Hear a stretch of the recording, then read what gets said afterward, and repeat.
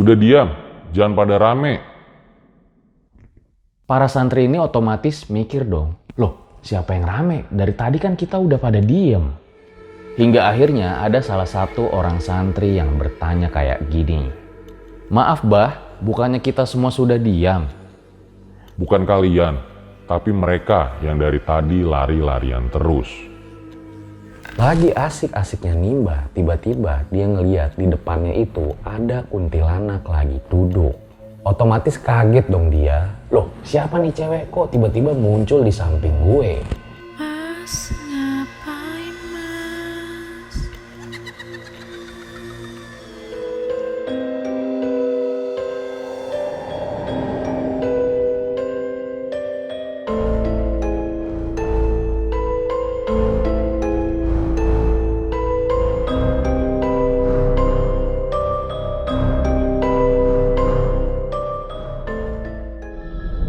Kembali lagi bersama gue Fajar Ditya. Kali ini di Om Mamat Season 2. Terima kasih buat kalian yang telah klik video kali ini. Jadi guys, kalau ada yang nanya, kenapa sekarang tangan gue udah bener? Karena ini adalah beberapa episode terakhir dari Om Mamat Season 2. Cerita kali ini datang dari seorang narasumber yang bernama Riyadi ketika dia mondok di salah satu daerah di Jawa Timur. Ceritanya sendiri dikirim sama kontributor kita yang menurut gua, Wah, gila sih. dimana katanya yang ada di pondok ini bukan hanya manusia aja yang jadi santrinya. Loh, kok bisa? Gue masih amazing banget sih sama cerita ini. Kok bisa ya ada kejadian seperti ini? Ya nanti kalian lihat sendirilah ceritanya kayak gimana. Kalau menurut kalian, mungkin gak sih kita ngalamin kejadian horor di tempat kayak kita belajar agama, kayak di pesantren atau asrama-asrama tempat kita belajar keagamaan? Komen aja di bawah. Nah, sebelum dimulai, kalau kalian lihat nih hoodie keren nih, hoodie zipper style, udah pasti adanya di hoodieku. Kalian bisa lihat nih ya, pokoknya kalau menurut gua hoodie ini tuh bisa cocok banget lah dipakai buat ketemu sama si doi. Jadi zipper style ini nggak cuman ada warna navy doang nih kayak gini, ada warna hitam, ada warna putih dan lain-lain lah. Oh ya, jadi hoodieku ini juga lagi ada event dimana udah mulai dari minggu lalu sampai tanggal 9 Mei 2021 di Grand Galaxy Park Bekasi. Langsung aja datang karena di sana banyak diskon. Jadi langsung aja buat kalian yang mau beli bisa banget, caranya udah gampang, bisa lewat Tokopedia, Shopee atau Lazada atau bisa juga langsung ke Instagramnya. Gue taruh linknya di deskripsi. Oke, jadi langsung aja nikmatin beberapa cerita terakhir dari Om Mamat Season 2. So langsung saja, berikut adalah ceritanya.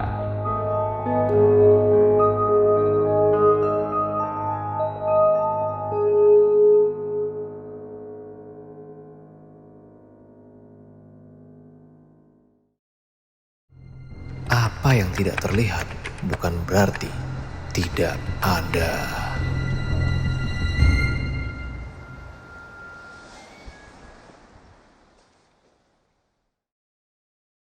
Kisah ini dialami oleh Riyadi ketika menjadi santri baru di sebuah kota di Jawa Timur. Saat itu di tahun 2012, Riyadi ini memutuskan untuk pergi dari rumahnya di daerah Bekasi untuk ke pesantren guna menimba ilmu. Jadi supaya kalian tahu, biasanya para santri baru ini suka kumpul deket-deket tuh sering sama temen-temennya. Makanya nggak heran kalau belum lama mereka kenal, mereka itu udah kayak saudara sendiri sama temen-temennya. Waktu itu lagi liburan semester 1. Nah, Riyadi ini mulai merasakan ada kejanggalan ketika teman-teman sekamarnya ini emang lagi nggak ada. Ada yang lagi jalan-jalan, ada yang lagi pulang ke rumah, ya biasalah lagi libur panjang. Otomatis si Riyadi ini tinggal sendirian doang. Nah, saat itu Riyadi lagi main tuh ke kamar temennya yang ada di lantai 2 asrama. Kalau udah liburan, di sini boleh megang handphone. Jadi pada saat itu, Riyadi sama temennya lagi nonton. Sekitar jam 12 malam, nggak sengaja, Riyadi ini ngeliat emang pintu kamar temennya itu lagi kebuka lebar. Nah, dari arah lurus itu, Riyadi bisa ngeliat tuh, kalau di kamar Riyadi ini kayaknya ada sesosok orang. Di situ Riyadi ngeliat ada sosok yang berdiri tapi mukanya rada nggak jelas. Oh, mungkin temen gue udah pulang kali ya dari Jogja, pikir Riyadi saat itu. Akhirnya Riyadi ini ngecek dong ke kamarnya. Jalanlah dia tuh menuju kamarnya. Pas udah di jendela kamar, dia tuh ngeliat ada sosok putih gede banget di kamarnya itu. Dari atas ke bawah, kiri kanan, putih semua. Riyadi yang penasaran langsung tuh buka pintu kamarnya. Dan pas dilihat, ternyata gak ada siapapun. Kamarnya cuman kosong doang. Terus tadi yang dia lihat itu apaan? Karena Riyadi ini waktu kecilnya rada penakut, makanya dia balik lagi tuh ke lantai 2, minta temenin temennya yang ada di kamar. Untuk ngelihat sebenarnya tadi itu ada apaan sih? Dan setelah mereka sampai kamar, bener aja dong, gak ada apa-apa. Kamarnya cuman kosong doang. Nah, teman Riyadi ini sebut aja namanya Adul. Di situ dia ternyata malah nantangin sosok yang ada di kamar Riyadi. Makhluk gak jelas. Sini lo kalau berani. Jangan cuma nampakin diri aja. Keluar lo. Hus, apaan sih Dul?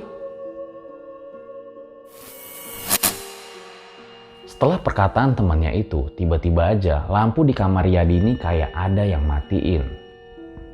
Langsung lah tuh mereka berdua saling lihat-lihatan. Dan gak lama mereka berdua lari ke lantai 2. Di situ Riyadi langsung mengomentari juga tuh tingkah laku temannya itu yang seakan-akan menantang makhluk ini. Pernah lagi nih kejadian di malam hari, apalagi sekitar jam 12 malam ke atas. Riyadi ini kerap mendengar kayak ada suara kursi digeret-geret gitu dari lantai atas koridor asrama. Kejadian ini berlangsung cukup lama, dari awal dia udah masuk ke pondok tersebut. Akhirnya Riyadi ini beraniin diri dong nanya sama temennya, lu kenapa sih kok suka nyeret-nyeret kursi kalau tengah malam? Nah di situ temennya malah bingung, loh siapa yang nyeret-nyeret kursi? Orang gue udah tidur lah jam segitu. Gue kira malah dari lantai bawah ada orang yang nyeret-nyeret kursi. Dan disitulah mereka mulai paham, kalau ada yang suka main kursi, seret-menyeret di tengah malam, itu bukan dari manusia, melainkan dari penghuni tak kasat mata di sini. Kira-kira sebenarnya ada apa di tempat ini?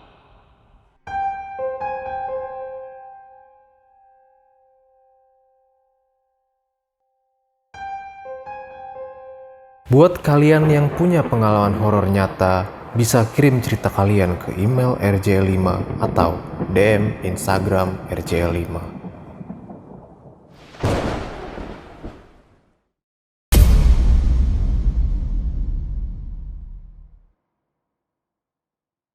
Seperti biasa, rutinitas di pesantren itu kalau pagi sekolah diniyah dan sehabis sore itu selepas sholat asar biasanya ngaji tafsir Jalalain, dan setelah sholat maghrib biasanya ngaji Quran, dan selepas isya biasanya musyawarah. Nah, kalau di pesantren ini, hari liburnya itu adalah hari Jumat. Suatu hari Riyadi ini ada kelas ngaji Jalalain, jadi ini adalah kayak rutinitas gitulah tiap sore, dan biasanya kalau udah hatam, itu diulang lagi dari awal. Sebelum mulai, biasalah di kelas itu pada rame. Nah, pas Pak Kiainya masuk, barulah tuh mereka pada diem, sibuk maknain kitabnya. Otomatis mereka jadi diem dong. Nah, disinilah mereka kaget ketika Pak Kiai tiba-tiba ngomong kayak gini. Shh, sudah diam, jangan pada rame. Para santri ini otomatis mikir dong, loh siapa yang rame? Dari tadi kan kita udah pada diem. Hingga akhirnya ada salah satu orang santri yang bertanya kayak gini. Maaf bah, bukannya kita semua sudah diam? Bukan kalian, tapi mereka yang dari tadi lari-larian terus. Ternyata yang dilihat oleh Pak Kiai adalah jin yang di depannya lagi main lari-larian terus. Di situ para santri langsung tuh saling tatap satu sama lain. Nah, si Riyadi ini mikir, gila. Kok berani-beraninya nih setan nampakin wujud pas lagi sore-sore kayak gini. Gak pagi, malam, siang, mereka berani tuh nampakin dirinya. Nah, karena kejadian ini pula lah, jadi para santri tuh saling bercerita satu sama lain. Beberapa santri juga pernah melihat Pak Kiai ini ngajar di kelas yang kosong. Katanya Pak Kiai ini lagi ngajar muridnya dari dunia lain. Nah, si Riyadi ini penasaran dong, kira-kira ada makhluk apa aja sih di pesantren ini? Nah, disinilah temennya itu ngejelasin tentang santri gaib.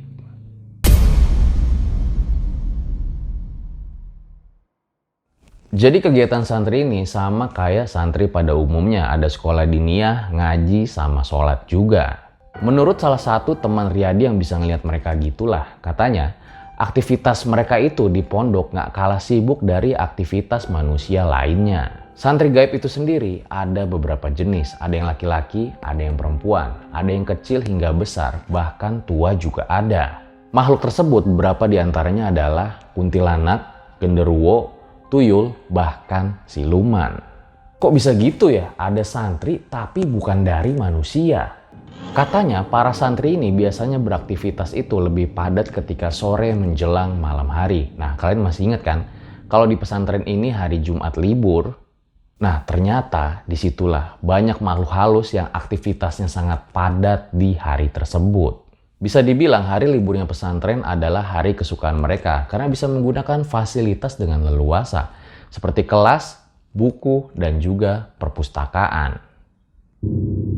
Yang menakjubkan, jumlah santri gaib ini sendiri juga selalu bertambah setiap awal tahun. Itu karena keturunan mereka atau makhluk pendatang lainnya. Selain jin Islam yang ada di sana, banyak makhluk halus lain yang juga diislamkan. Sehingga mereka terbiasa dengan kegiatan islami dari pesantren tersebut. Nah, Riyadi sendiri baru pernah lihat satu sosok yang gak sengaja dilihat di kamarnya waktu itu, sedangkan yang lainnya belum.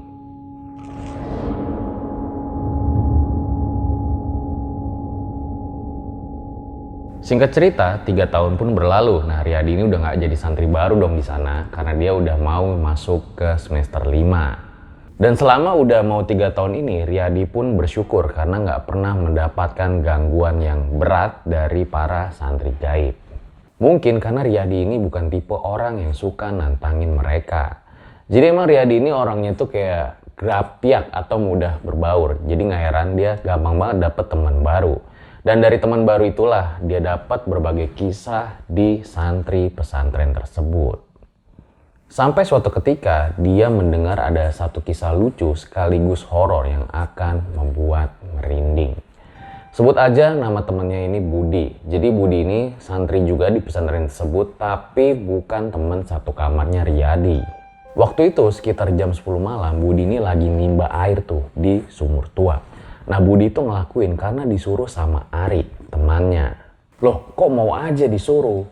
Ya karena emang air di kamar mandinya tuh pada habis, jadi ya mau nggak mau harus nimba. Kebetulan juga tandon pengisi airnya juga udah habis. Jadi di samping kamar Riyadi ini kayak ada sumur tua gitu yang sebenarnya udah nggak digunain lagi.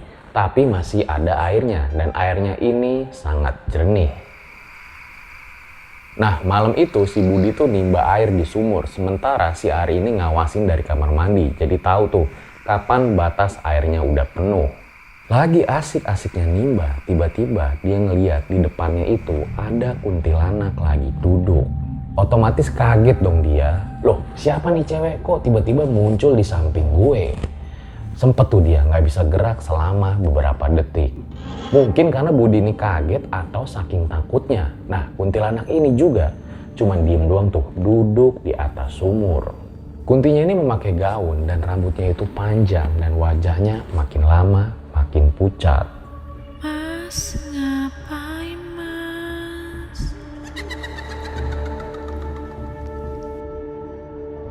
Gak lama kuntilanaknya pun hilang. Si Budi tuh kayak masih mencerna gitu ya. Tadi tuh gue ngalamin apa sih sebenarnya? Halu apa bukan? Nah setelah dia sadar barulah tuh dia langsung ngibrit lari ke kamarnya. Si Ari yang ada di kamar mandi ditinggalin aja sendirian. Dan langsunglah tuh si Budi menceritakan apa yang dialami ke teman-temannya. Gak lama Ari ini nyusul datang ke kamar dan di situ dia juga kaget. Loh, kok si Budi udah ada di kamar? Jadi ini agak lucu juga ya kalau menurut si Ari. Jadi mereka tuh terus-terusan ngobrol ketika Budi ada di sumur tua. Mereka ngobrol terus sampai ketika Ari udah mau balik, dia masih ngeliat Budi tuh nimba air. Di situ Ari ngajakin Budi, ayo Bud, balik aja. Tapi kata si Budi, udah lu duluan aja. Makanya si Ari benar-benar bingung. Loh, kok bisa si Budi nyampe duluan? Jelas-jelas tadi dia masih nimba air di sumur tua. Ceh, gua tadi lihat sosok Kunti di sumur. Makanya gua lari ke sini. Ah, yang bener lu. Gue malah lihat lu masih di sumur. Gue ajak balik, gak mau. Setelah kejadian itu, biasanya para santri tuh biasanya langsung ngecek keadaan air di sore hari. Jadi malam harinya mereka udah nggak ada tuh yang mau nimba air di sumur tua tersebut. Jadi di sini gue juga pengen jelasin kenapa sih para santri itu nggak gunain tandon atau tempat penampungan air. Jadi karena emang para santri ini dibiasakan untuk menimba, untuk melatih mental mereka. Terus kenapa harus milih sumur tua tersebut ya? Karena emang lokasinya berdekatan dengan kamar. Dan juga mereka nggak tahu tuh kalau sumur tersebut ternyata cukup horor setelah kejadian Budi sama Ari tersebut. Nah setelah kejadian itu, kadang di malam hari biasanya kedengaran ada suara senandung dari sumur tua tersebut.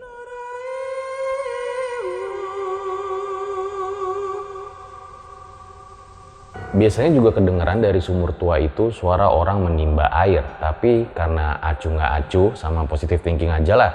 Walaupun takut mereka tetap membiasakan diri. Pernah juga mereka menanyakan hal ini kepada Pak Kiai. Dan jawaban dari Pak Kiai adalah, Mungkin aja penghuni di sumur tersebut adalah sosok yang jahil. tapi meskipun jahil mungkin mereka sudah tobat. Buktinya mereka mau menjadi santri di pesantren ini.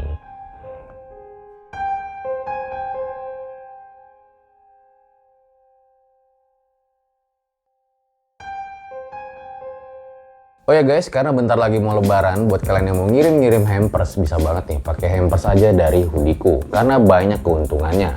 Bisa dapat free box, free kartu ucapan, free pita, bisa cot juga, bahkan dapat gratis ongkir. Jadi buruan aja di order.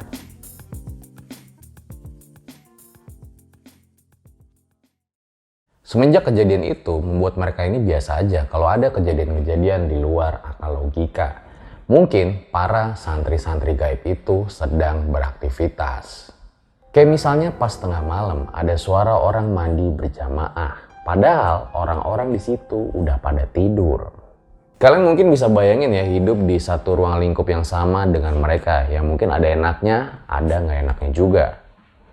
Kembali lagi ke temannya Riyadi yang bisa ngeliat itu. Jadi kalau menurut dia, santri gaib Pak Kiai itu dulunya adalah jin dan setan-setan yang terlantar.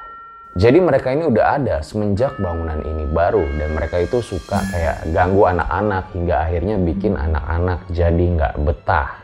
Tapi entah apa yang dilakukan oleh Pak Kiai, akhirnya mereka jadi bertobat dan mengabdi ke pesantren tersebut ya walau terkadang masih suka jahil. Informasi dari narasumber adalah kalau pondoknya ini sekarang udah nggak sehoror dulu lagi. Jadi para santri baru udah jarang mendapatkan gangguan.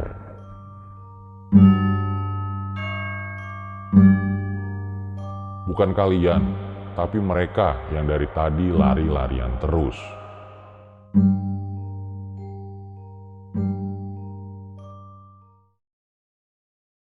Itu dia guys pengalaman Riyadi dan teman-temannya ketika mondok di sebuah pesantren di Jawa Timur. Gue sendiri sebenarnya masih nggak nyangka sih. Apa iya setan dan jin tuh bisa belajar agama layaknya manusia seperti di cerita kali ini? Kalau menurut kalian sendiri gimana? Komen aja di bawah. Tapi gue ucapkan makasih nih buat Riyadi yang telah share pengalamannya dan mengizinkan RJ5 membacakan ceritanya. Ambil baiknya, buang buruknya. Dengan adanya cerita-cerita seperti ini, jangan malah menjadikan kalian takut. Akan tetapi kalian harus semakin yakin dan percaya dengan kebesarannya. Nikmatin aja beberapa episode terakhir dari Om Mamat Season 2. Jangan lupa dukung terus karya-karya kita dengan cara subscribe, like, komen, share videonya yang banyak. Gue Fajar Aditya, RJ5 undur diri. Ciao!